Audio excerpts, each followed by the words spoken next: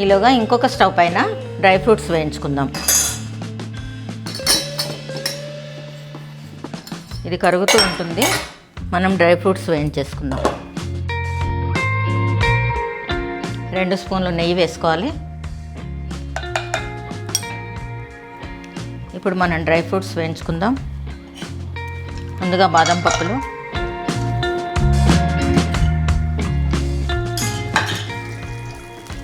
బాదం పప్పులు అరగంట ముందు నానబెట్టుకొని పొట్టు తీసుకొని వేసుకుంటే కూడా చాలా బాగుంటుంది. నేను డైరెక్ట్గా వేసాను.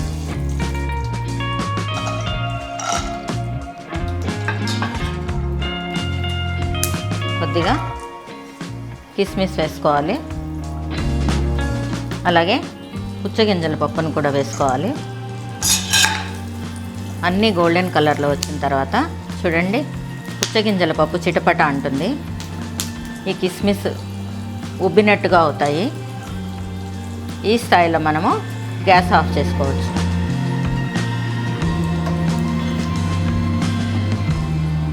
బెల్లం కూడా మొత్తం కరిగిపోయి పాకం రెడీ అయింది. దీనికి ఏం పాకం చూడాల్సిన అవసరం లేదు. ఇప్పుడు మనం గ్యాస్ ఆఫ్ చేసుకోవాలి.